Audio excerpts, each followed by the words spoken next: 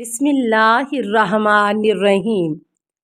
السلام علیکہ یا صاحب العصر والزمان۔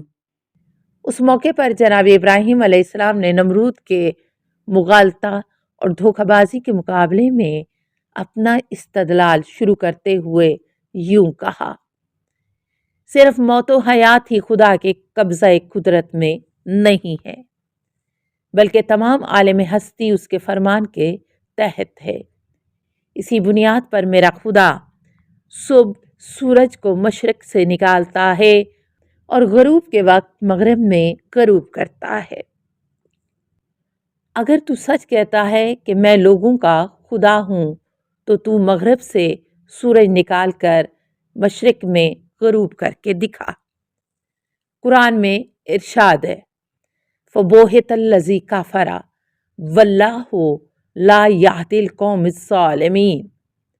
تو کافر حیران رہ گیا اور اللہ ظالم قوم کی ہدایت نہیں کرتا۔ یہ تھے جناب ابراہیم علیہ السلام کے قرآن مجید میں بیان ہونے والے بہت سے نمونوں میں سے دو نمونے۔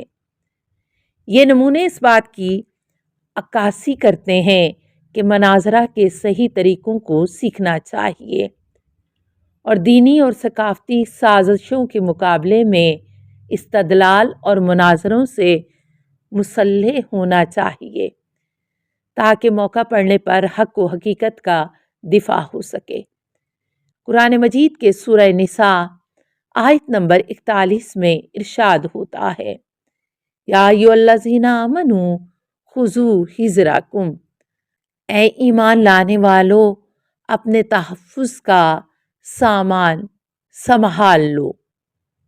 یہ تو آیت شریفہ اس بات کی طرف اشارہ کرتی ہے کہ مسلمانوں کو دشمن کے تمام مورچوں پر اور سازشوں کے مقابلے کے لیے تیار رہنا چاہیے، جن سے ایک مورچہ ثقافتی اور فکری مورچہ ہے جس کا فائدہ دوسرے راستوں سے زیادہ اور عمیق تر ہے، اور یہ بات واضح ہے کہ ان میں سے ایک مسئلہ فکری اور ثقافتی پہلو کی شناخت اور علمی استدلالی بحث و گفتگو میں مناظرہ اور جدل ہے، جس کی شناخت کے بعد مناسب موقعوں پر حق کا دفاع کرنے کے لیے فائدہ اٹھانا ضروری ہے۔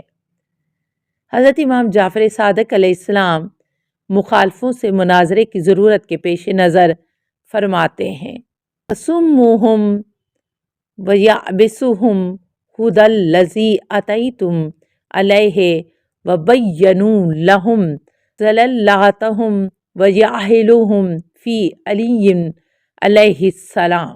مخالفین سے بحث و گفتگو کرو اور راہ ہدایت جس پر تم ہو ان لوگوں پر واضح کرو اور ان کی گمراہی کو روشن کرو، اور حقانیت علی علیہ السلام کے بارے میں ان سے مباہلہ، ایک دوسرے پر لعنت اور باطل کے طرفداروں کے لیے خدا کی طرف سے بلا نازل ہونے کی درخواست کرو۔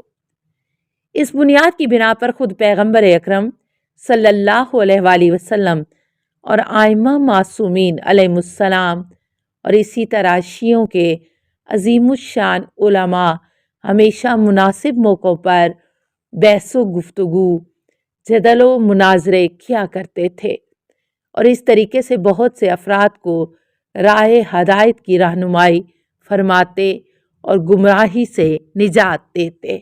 حضرت امام باقر علیہ السلام کا ارشاد ہے: ہمارے شیعہ علماء ان سرحدوں کے مخالفوں کی فرح ہیں جو شیطان اور اس کے لشکر والوں کے مقابلے میں صف آراں ہیں۔ وہ ہمارے ضعیف شیعوں پر حملہ کرنے سے دشمن کو روکتے ہیں، نیز شیطان اور اس کے ناسبی پیروکاروں کے مسلط ہونے میں مانع ہوتے ہیں۔ آگاہ ہو جاؤ کہ اس طرح کا دفاع کرنے والے شیعوں کی قدر و قیمت ہزار درجہ زیادہ ہے ان سپاہیوں سے جو دشمنان اسلام دوم، ترک اور خضر کے کفار سے جنگ میں شریک ہوئے ہیں، کیونکہ یہ شیعہ علماء اسلامی عقائد اور اسلامی ثقافت کے محافظ اور دینداروں کا دفاع کرنے والے ہیں، جبکہ مجاہدین صرف جغرافیائی اعتبار سے اسلامی سرحدوں کا دفاع کرنے والے ہیں۔ الازہر یونیورسٹی کے ایک بزرگ استاد جناب شلوت کا قول۔ الازہر مصر یونیورسٹی کے استاد گیر اور مفتی جناب شیخ محمود شلوت، جو اہل سنت کے ممتاز اور جید عالم دین تھے، اپنے ایک انٹرویو میں اس طرح کہتے ہیں: وہ محقق جو انصاف کی بنیاد پر تمام پہلوؤں کو مد نظر رکھتے ہوئے جب اسلام کے بارے میں تحقیق کرتا ہے تو بہت سے مقامات پر مذہب تشیع کے بارے میں تحقیق کرتا ہے تو اس کو ایسا لگتا ہے کہ ان کی دلیلیں بہت مستحکم شریعت اسلام کے اہداف و مقاصد کے ہمراہ نسل و معاشرہ کی اصلاح سے اس طرح ہم آہنگ ہیں، جس کی بنا پر انسان مذاہب شیعہ اور اس کے اصول کی طرف مائل ہو جاتا ہے، اور اس کے بعد نمونے کے طور پر چند معاشرتی اور گھریلو مسائل کو بیان کرتے ہوئے کہتے ہیں: جس وقت ان مسائل میں مجھ سے سوال ہوتا ہے تو میں شیعہ فتووں کی بنیاد پر جواب دیتا ہوں۔ ایک عظیم الشان استاد جو قاہرہ الازہر یونیورسٹی کا مقبول استاد ہو، اس کی زبان سے یہ اعتراف واقعاً بہت مفید اور امید بخش ہے، کیونکہ موصوف مذہب تشیع کو برہان و استدلال کی بنیاد پر اسلام مآب محمدی کے اہداف سے ہم آہنگ قرار دیتے ہیں، اور اس کا تاریخی فتویٰ اور مذہب تشیع کی پیروی کی صحت اور قاہرہ کے بڑے بڑے دانشوروں کی تائید کے بارے میں مناظرہ نمبر 58 میں بیان ہوگا انشاءاللہ۔ کتاب ھذا کے بارے میں۔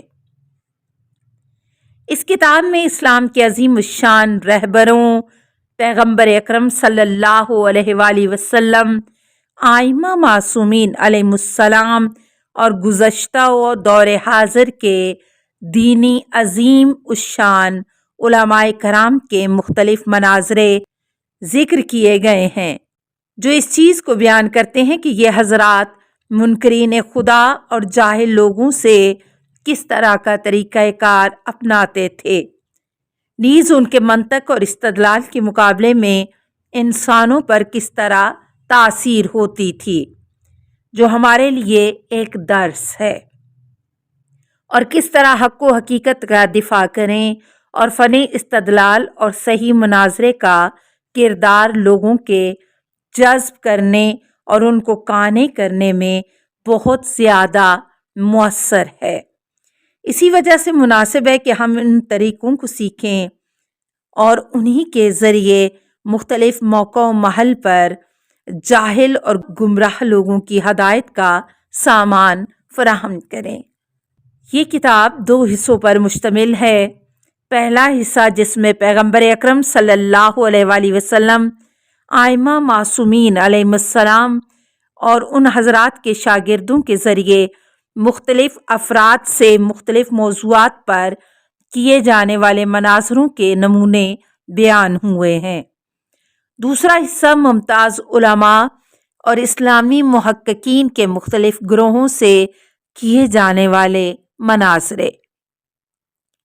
امید ہے کہ 101 مناظروں کا یہ مجموعہ مناظرے کی روش اور طریقے کے پہچان کے لیے بہترین ناصر و مونس قرار پائے، جس کے پیش نظر اسلامی اہداف و مقاصد کی تکمیل کے لیے ثمر بخش نتائج برآمد ہوں، تاکہ مستحکم علمی مناظروں کے ذریعے حقیقی اسلام کے مخالفوں کی دینی اور ثقافتی سازشوں کا سدِ باب کر سکیں۔